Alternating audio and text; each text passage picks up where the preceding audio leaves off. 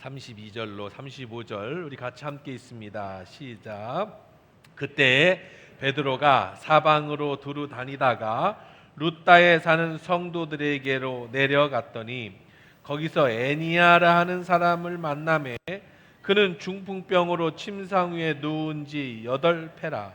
베드로가 이르되 애니야야, 예수 그리스도께서 너를 낫게 하시니 일어나 내 자리를 정돈하라 한데 곧 일어나니 룻다와 사론에 사는 사람들이 다 그를 보고 주께로 돌아오니라. 아멘. 하나님 말씀이었습니다. 주님, 이 시간에 말씀 드리려고 합니다. 생명의 말씀으로 들려지는 은혜의 시간만 되게 하옵소서. 예수님의 이름으로 기도합니다. 아멘. 오늘 본문에는 참 반가운 이름이 나옵니다. 반가운 이름. 누구예요? 베드로가 나옵니다. 베드로가. 그래서 베드로가. 계속해서 요즘은 사도가 아닌 사람들의 이야기가 나왔었죠. 사도행전 보면서. 집사 스데반이 순교하면서부터 빌립, 또 다메섹의 제자 아나니아, 안디옥 교회 지도자 바나바, 그리고 최근에는 사울의 회심까지 주요 인물들이 사도가 아닌 일반인들로 바뀌고 성령이 어떻게 예루살렘에서 으로 번져가는지에 대해 초점이 맞춰졌습니다. 그러다 오늘 반가운 얼굴 다시 예루살렘 교회로 돌아가서 베드로가 등장하게 되는 거죠.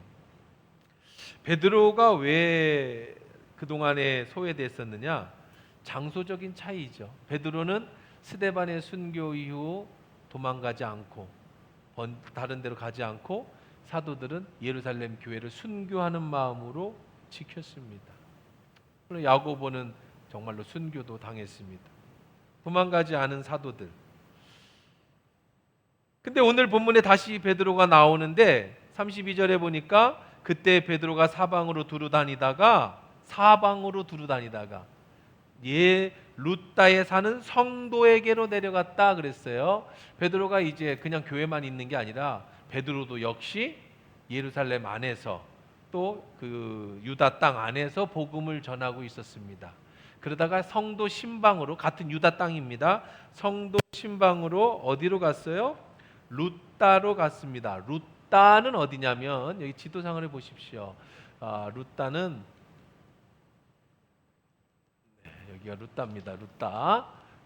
룻다는 요바에 소속돼 있는 전라북도에 있는 전주 같은 요바가 큰 도시고 거기 룻다. 예루살렘에서 룻다 요바로 갔다라고 하는 거예요. 근데 큰 도시 요바는 어디냐면 요바는 뜻이 아름답다라고 하는데요.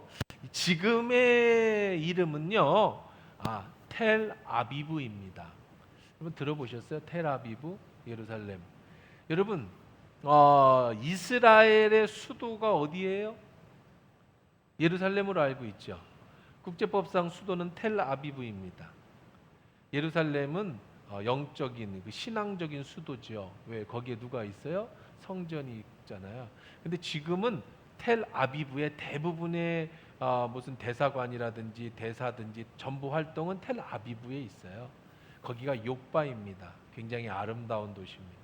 최근에 이제 트럼프가 당선되면서 미국의 대사관을 텔 아비브에서 예루살렘으로 옮겼습니다. 굉장히 큰 상징적인 사건이었어요. 여러분 좀 국제 정세를 관심 있으신 분들은 재미있게 보셨던. 그게 무슨 얘기냐? 지금 트럼프가 이제 앞으로는 우리가 예루살렘과 좋은 관계를 맺을 것이다. 그러니 예루살렘이 원하는 이스라엘이 원하는 예루살렘, 거기가 성지 예루살렘으로 거기를 옮기는, 대사관을 옮기는 작업을 했어요. 굉장히 친밀해지는 것을 상징적으로 나타냈던 거죠. 하지만 한국 대사관이라든지 이런 모든 대사관은 다 국제적으로는 수도는 텔 아비브, 여기가 바로 요바라고 하는 지역입니다. 아름다운 곳이죠. 이런 성경적으로 보면 여러분이 제일 이해하기 쉬운 데가 어디냐면 그 요나가 니느웨로 갈 때에 배를 탔던 곳, 거기가 바로 이 지중해에 있는 그 항구 도시 요바라는 지역입니다. 이곳으로 가는 중에 오늘은 어디를 들렸느냐면 오늘 본 것처럼 룻다라고 하는 곳에 성도를 신방하러 룻다에 갔다라고 얘기를 합니다. 근데 이 룻다에 가서 누구를 만났어요? 우리 33절을 한번 볼까요? 33절에 같이 한번 어디 갔어? 누르던 거 여기 있네. 자, 한번 눌러주세요. 이거 안 눌려요. 네, 33절 같이 읽어봅시다. 시작. 거기서 애니야라는 사람을 만남에 그는 중풍병으로 침상 위에 누운 지 8패라 그랬어요. 애니야라는 사람. 여기 참 재미있습니다. 이 33절 이 두 줄밖에 안 되는, 좀 넓혀서 세 줄밖에 안 되는 여기에 굉장히 재미있는 사건이 나옵니다. 우선은 애니야라고 하는 이름이 나와요. 그렇죠? 근데 사실 애니야라는 이름은 여기만 나옵니다. 두 번째 여기서 알아낼 수 있는 게 뭐예요? 그 사람은 중풍병에 걸렸다. 중풍병이라고 하면 여러분 우리들이 말하는 뇌에 뭐 이렇게 막혀서 사지가 마비되는 걸 중풍병이라고 우리는 일반적으로 얘기를 하잖아요. 그런데 이 성경에서의 중풍병은 사지 마비, 누워 있는 모든 사람을 전부 다 뭐라고 그러냐면 중풍병이라고 하는 거예요. 왜 그래요? 그때 무슨 의사가 뭐 이거는 중풍병이, 이거는 뭐 척추장애고, 이거는 신경마비고 이런 거 모르잖아. 그냥 누워 있으면 다 중풍병. 피부에 뭐가 생기면 다 운동병. 다 그냥 그렇게 나오는 거예요. 다시 말하면 이 애니야라는 특별한 사람의 이름이 나오고, 이 애니야는 지금 사지마비로 누워 있어요. 거기에 또 몇 년 동안 있었다? 8년 동안 누워 있다. 사비마비 장애인이다. 그 얘기는 무슨 얘기예요? 아무런 역할을 할 수 없는 사람이라는 뜻입니다. 혼자 힘으로는 이동도 불가능해서 가족이든지 타인이든지 누군가의 도움이 필요했어요. 고대 유대 사회에서는요, 이렇게 그냥 누워만 있는 사람, 이런 사람의 이런 장애인을 어떻게 봤을까요? 지금 우리 시대하고는 전혀 좀 가치관이 다르죠. 여러분 요즘에 1급 장애인으로 집에만 누워 계시면은요, 나라에서 지원하는 금액이 1억이 넘습니다. 여러분 아세요? 지금 24시간 돌본 도우미에 대한 인건비, 그 개인에 대한 생활비, 보호비 1억에서 1억 5천만 원까지를 지원해 줍니다. 사실 우리 개인 한 명이 연봉 1억 받기도 힘든데 한 사람이 집에 누워 있으면 나라에서 지원해 주는 금액이 그 정도예요. 놀랍지 않습니까? 대한민국 복지국가입니다.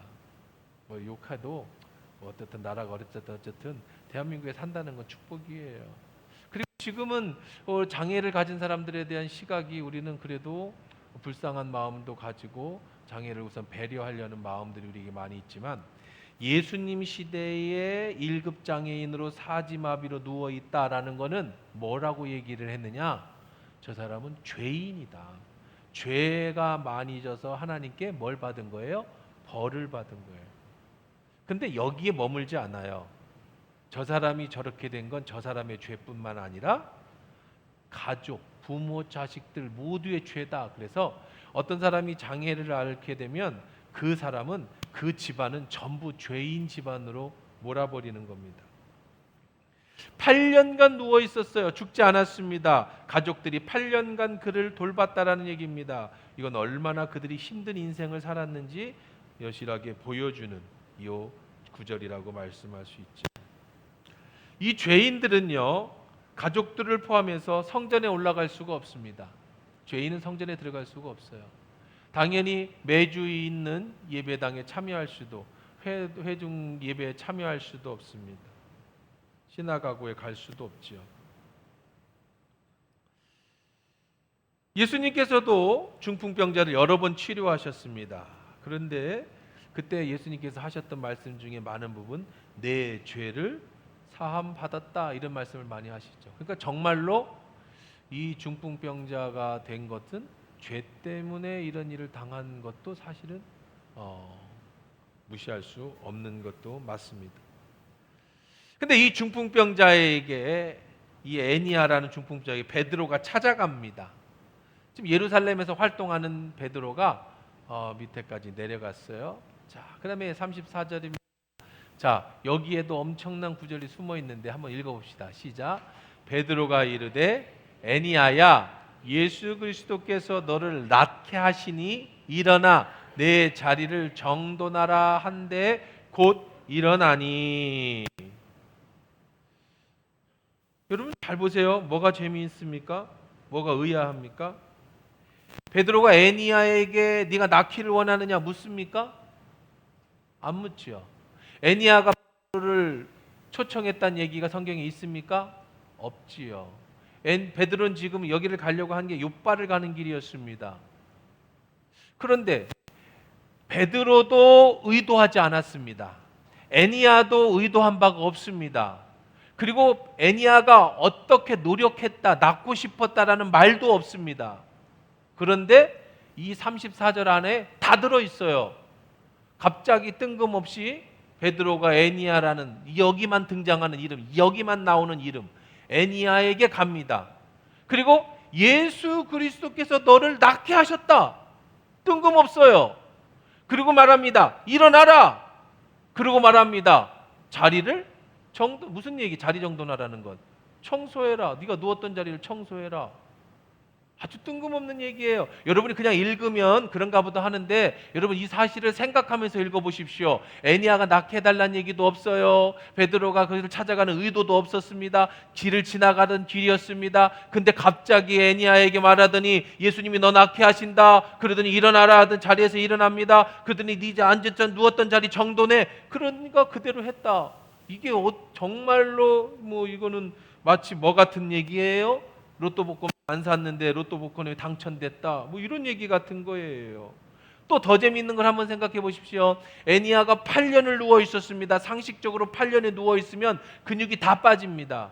뼈만 남아 있습니다. 여러분 욕창이 생기니까 자족들이 수시로 바꿔줘야 합니다.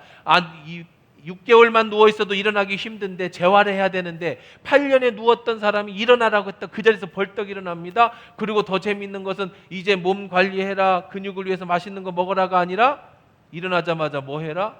정리정돈부터 하라. 이거 참 생각하면 생각할수록 재미있기도 하지만 의아한 본문입니다. 아무 이유가 없잖아요. 자, 그럼 애니아 입장에서 생각해 보십시다. 애니아 입장에서는 자기가 노력한 게 있어요, 없어요?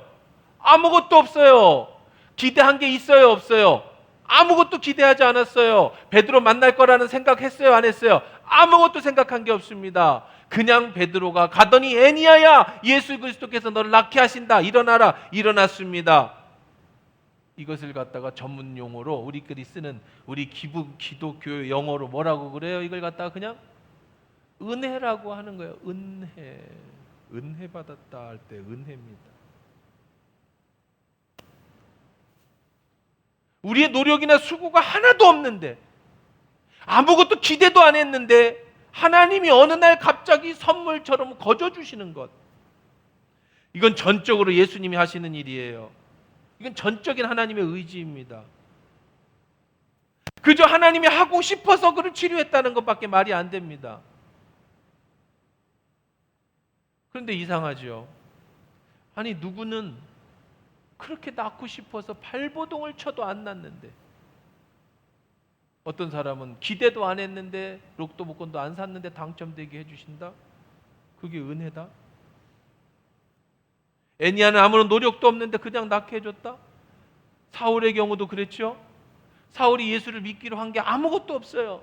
오히려 예수 믿는 사람을 잡아 죽이려고 했습니다. 그런데 길을 가다가 말에서 떨어집니다. 그리고 예수님을 만납니다. 이건 전적인 은혜예요, 은혜. 그럼 또 궁금해집니다. 도대체 이런 은혜는 어떻게 받는 거예요? 아무것도 안 했는데 거저 주시는 은혜는 누구에게 주시는 거예요? 뭐라도 해야 되는 거 아닙니까? 예수님 나의 믿음 없음을 용서해 주십시오. 내게 믿음을 주시옵소서라고 하든지, 아니면 회개 기도라도 하든지 뭔가를 해야지 내게 주는 거 아니에요? 왜 아무것도 안 한 죄인에게 찾아가서 무조건 일어나게 하고 무조건 구원해 주시는가? 우리가 할 게 뭔가? 4장 4절로 5절 한번 같이 읽어봅시다. 시작. 일하는 자에게는 그 삭시 은혜로 여겨지지 아니하고 일하는 것이 보수로 여겨지거니와 일을 하지 아니할지라도 경건하지 아니한 자를 의롭다 하시는 이를 믿는 자에게는, 이런 얘기입니다. 오늘 일당 받고 일했습니다. 열심히 일해서 저녁에 일당을 줍니다. 고맙습니다 하고 받지만 이건 은혜입니까 아닙니까? 이건 아닙니다. 이건 뭐라고 그랬어요? 보수입니다. 보수. 근데 내가 일을 안 했는데 나에게 일당을 줬습니다. 이건 은혜입니까 아닙니까? 이건 은혜입니다. 그런 얘기예요. 은혜는 여러분의 노력하고 아무 상관없이 거저주는 걸 은혜라고 하는 거예요. 그러면 내 행위는요, 나의 행동은 아무 소용없어요? 여러분 교회 나오는 거하고 아무 상관없습니까? 로마서 11장 6절입니다. 같이 읽어봅시다. 시작. 만일 은혜로 된 것이면 행위로 말미암지 않음이니 그렇지 않으면 은혜가 은혜되지 못. 은혜 속에는 행위가 일이라도 있으면 됩니까 안 됩니까? 안 되는 거예요. 그건 은혜가 아닙니다.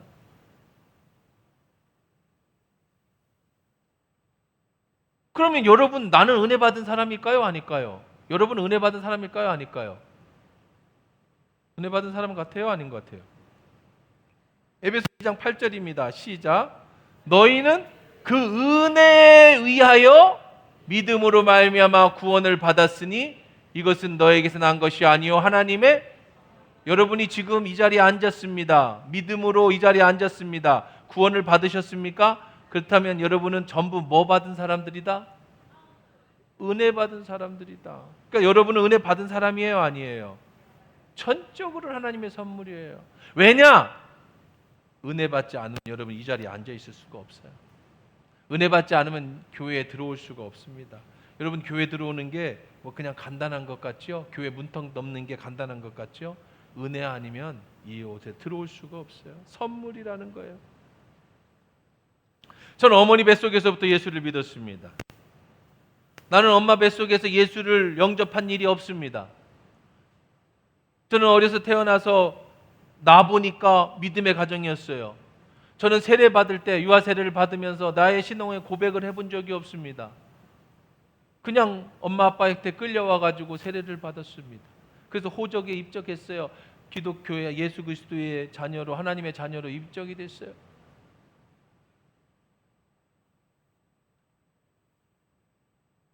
이것이 바로 은혜라는 거예요. 어떤 사람은 그렇게 착하게 살아도 예수님을 모르고 은혜를 받지 못해 구원을 받지 못한 사람이 있는가 하면, 어떤 사람은 태어날 때부터 믿음의 가정에서 태어난 사람도 있는 거예요. 여러분 구원만 그럴까요? 살다 보면 은혜 받는 사람과 은혜 받지 못한 사람이 눈에 확연하게 보여집니다. 특히 나이가 더 들면 더 그래요. 우리 동기 목사들을 보면, 주변에 있는 목사들도 보면 목회를 하는데 정말 하나님의 은혜가 넘치고 은혜가 임해서 잘 되는 목회자가 있는가 하면, 서울대학을 나오고 최고의 가정에서 돈도 많이 가지고 시작을 했지만 정말 안 되는 어려운 분들도 참 주변에 많습니다. 또 이렇게 묻습니다. 목사님 어떻게 목회를 해야 잘하는 겁니까? 라고 물어보면 저는 한 가지만 대답합니다. 처음부터 끝까지 전적인 하나님의 은혜입니다. 내가 잘해서 되는 게 하나도 없어. 기도를 많이 하니까 교회가 부흥하는 거 아니에요. 전도를 열심히 했더니 사람들이 오는 게 아니에요. 말씀을 많이 받더니 말씀이 더 풍성해지는 게 아니에요. 그것도 있지만 그저 하나님의 은혜를 주는 사람은요, 무슨 설교인지도 모르겠는데 내가 들으면 그거에 사람들이 은혜 받고 교회가 뭉치는 경우도 있고, 설교는 진짜 잘하는데 성도가 안 모이는 교회도 있고요. 이건 진짜 우리가 살아가는 데 있어서 목회도 그렇지만 여러분의 삶도 그래요. 전부 은혜예요. 은혜. 여러분 그런 경험 안 해보십니까? 노력해서 되는 게 더 많아요? 은혜로 되는 게 더 많아요? 저는 이것을 은혜라고 봅니다. 살다 보니까 정말 은혜 받은 사람들을 보는데요, 반대로 정말 고생은 고생대로 다 하는데 안 되는 사람도 봅니다. 그런 사람을 우리 속담에 이렇게 얘기해요. 뒤로 넘어져도 코가 깨진다. 뒤로 넘어졌는데 코가 왜 깨져? 그 정도로 그냥 쉽게 말해서 그냥 우리들끼리 쓰는 말로 재수가 더럽게 없는 사람. 하는 일마다 무척 안 돼. 왜 도대체 나만 하면 안 돼? 왜 다 남들은 다 되는데? 재수가 없는 사람이에요. 우리는 이제 교회에 왔으니까 우리 교회의 언어로 써야지. 은혜가 진짜 없는 사람이에요. 세상 말로 이런 사람도 있어요. 그냥 놀러 갔는데 그날이 무슨 날이야? 장날인 사람이지. 그래서 가는 날이 장날인 사람도 있어요. 그 사람은 그냥 그냥 노력한 것도 없는데 세상 말로 운때가 좋아가지고 하는 일마다 잘 되는 사람이 있어요. 이걸 우리 기독교로 교회 들어와서 하는 말로 은혜가 임하는 사람이 있다는 거예요. 세상 사람도 운이라고 합니다. 재수라고 합니다. 하지만 우리는 그것을 은혜라고 얘기하는 거예요. 출애굽기 33장 19절 같이 읽어봅시다. 시작. 여호와께서 이르시되 내가 내 모든 선한 것을 내 앞으로 지나가게 하고 여호와의 이름을 내 앞에 선포하리라. 나는 은혜 베풀 자에게 은혜를 베풀고 긍휼히 여길 자에게 긍휼을 베푸느니라. 그럼 도대체 누구는 은혜를 주시고 누구는 은혜를 안 주시는 겁니까? 물론 우리는 전부 구원받은 은혜를 받은 사람들이에요. 삶에 있어서 말입니다. 그러면 하나님 이렇게 대답하는 거예요. 뭐라고 대답한다? 내 마음이다. 난 줄 사람 주고 안 줄 사람 안 준다. 우리가 따질 수 있어요? 없어요? 은혜라는 건 전적인 하나님의 선물.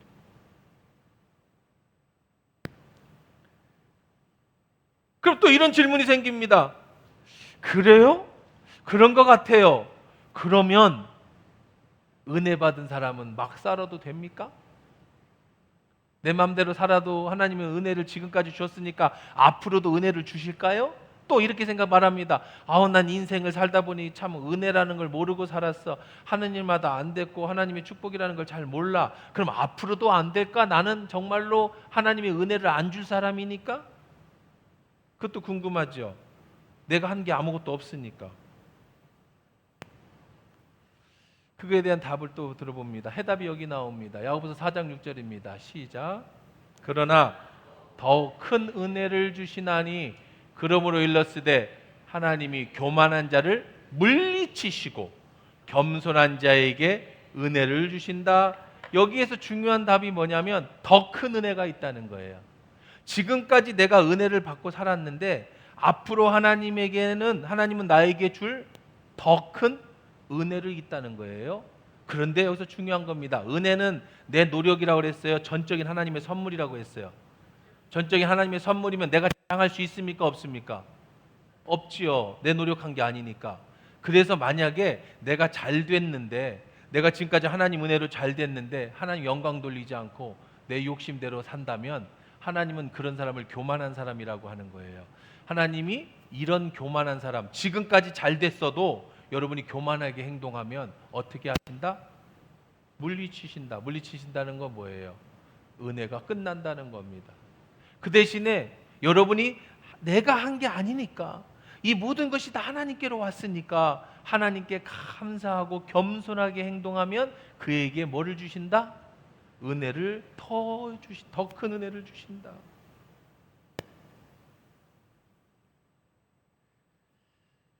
은혜는 우리 행위나 자격과 상관없이 거저주는 거라면, 이제 은혜를 받았다면 이제 은혜 받은 사람은 어떻게 살아야 되느냐? 막 살아도 되냐? 계속 은혜가 임할 거니까 아니라 겸손하게 내가 나 된 것이 하나님의 은혜라는 것을 깨닫고 겸손하게 하나님을 바라보며 살아가는 사람에게는 더 큰 은혜를 주시나니.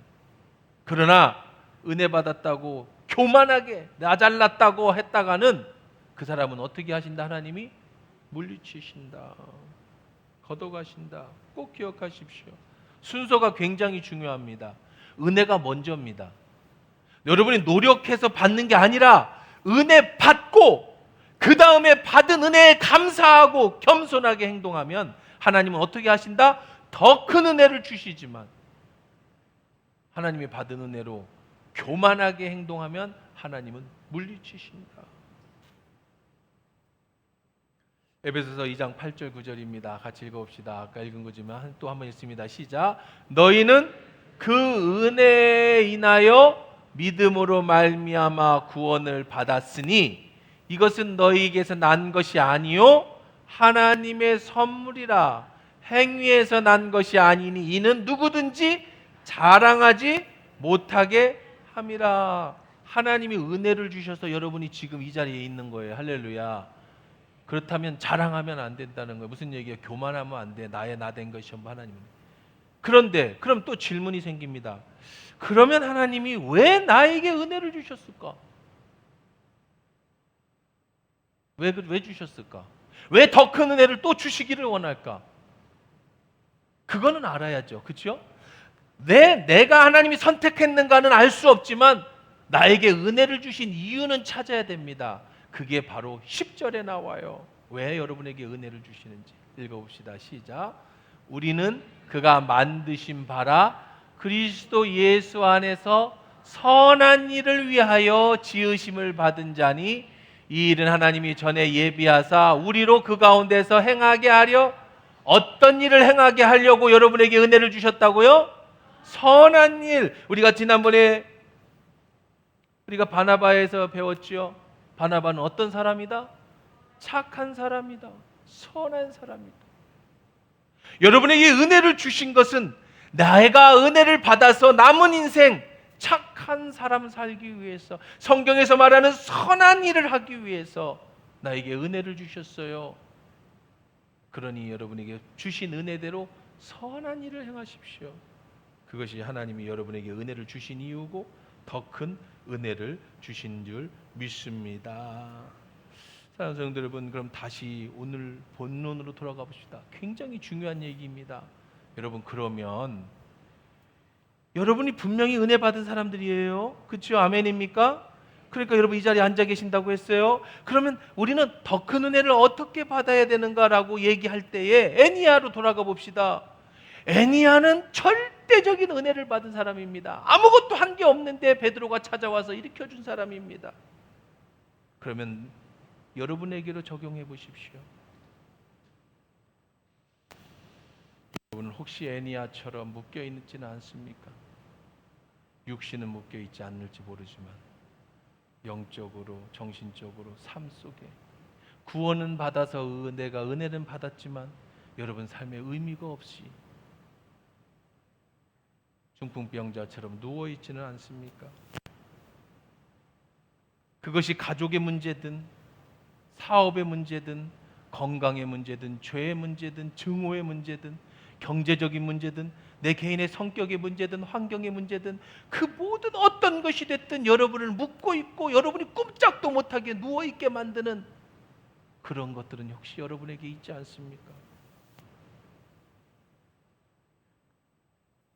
여러분 은혜를 기억하십시오. 은혜는 여러분이 잘해서 주는 게 아니라고 그랬어요. 안 했는데, 잘하지 않았는데 거저 주는 것을 은혜라고 했습니다. 은혜를 받은 사람이 잘하는 거라고 했어요. 순서가 은혜 받고 잘하는 거라고 그랬어요. 그러니 누구나 다 은혜를 받을 수 있습니다. 누구나 다 애니야가 될 수 있습니다. 오늘 이 시간이 어쩌면 베드로가 찾아온 뜬금없는 날이 될지 모르겠어요. 오늘 그저 평범한 주일 오전 예배지만 어쩌면 예수님이 애니야를 찾아오시듯이 묶여있는 여러분에게 찾아오신 날인지 모르겠어요. 어쩌면 여러분이 오늘 아침에 올 때 내가 은혜 받겠다라는 기대감 없이 나왔는데 기대감 없는 내 인생에 예수님이 찾아오시는 뜬금없는 날인지 모르겠어요. 어떤 부흥회도 아니고 어떤 특별한 날도 아니고 어떤 행사도 아닌데 그저 평범한 주일 아침에 내가 오늘 예배당에 나왔는데 예수님이 아무 상관없는 애니야에게 베드로를 보내신 것처럼 오늘 저를 통해 여러분을 만나게 하시는 그날인지 모르겠어요. 왜냐? 여러분의 노력으로 얻어지는 게 아니니까. 그저 은혜로 받는 거니까. 오늘 예수 그리스도의 은혜가 여러분을 묶고 있는 모든 질병과 아픔에서, 문제에서 풀려나는 역사가 있길 주의 이름으로 축원합니다. 이사야 55장 53장 5절 믿음으로 고백하십시다. 그가 찔림은 우리의 허물 때문이요 그가 상한 우리의 죄악 때문이라. 그가 징계를 받음으로 우리가 평화를 누리고 그가 채찍에 맞음으로 우리가 나음을 받았도다. 우리가 죄인이었을 때, 내가 아무것도 한 게 없을 때, 내가 그저 누워있어 8년 동안에 나와 주변을 괴롭히고 있는데 예수님이 나를 대신해서 찔리셔서 허물을 당하셨어. 징계를 받으셨어. 평화를 누리셨어. 그래서 나를 어떻게 해주셨다고요? 낫게 해주셨다. 베드로가 에니야에게 이렇게 명령합니다. 예수님이 낫게 하신다. 할렐루야. 일어나라. 내 자리를 정돈하라. 오늘 예수님이 이 시간에 여러분에게 명령하고 계십니다. 예수의 이름으로 일어나라. 내 자리를 정돈하라. 여러분이 묶여있는 모든 것에서 그것이 무엇이 됐든 간에 이 뜬금없는 날에 아무런 특별한 행사가 없는 이 주일에 예수님이 에니야를 찾아오듯 오늘 이 새벽 이 아침에 여러분을 예수님이 찾아가셨어. 여러분에게 똑같이 명령하고 계시는 겁니다. 이제 일어나라. 내 자리를 정돈하라. 이 사실이 믿어지길 주의 이름으로 축원합니다. 에니야에게 일어나라 말한 것처럼 이 시간에 문제가 완전히 해결되어지길 주의 이름으로 축원합니다. 일어나서 여러분의 자리를 정돈하십시오. 자리를 정돈한다는 게 무슨 뜻이에요? 갑자기 뜬금없이 8년이나 누워서 있던 사람들에게 왜 청소를 시키는 겁니까? 여러분의 잘못된 습관, 나의 실수, 나의 죄 때문에 그래서 내가 8년이나 묶여 있다면 오늘 이 순간에 일어서십시오. 이게 먼저입니다. 은혜가 먼저입니다. 내가 한 것이 없는데 일으켜 세워주시는 게 은혜입니다. 이제부터 하던 일이 지금까지 안 됐다면 오늘 이 순간부터 모든 일이 하나님이 잘 되는 축복의 역사의 은혜가 여러분에게 임할 줄 믿습니다. 이제는 정리하십시오. 나의 잘못된 습관을 정리하십시오. 나의 잘못된 죄를 정리하십시오. 그것 때문에 내가 누워 있었다면 그것을 끊어버려야 합니다. 나 때문에 가족이 힘들어요.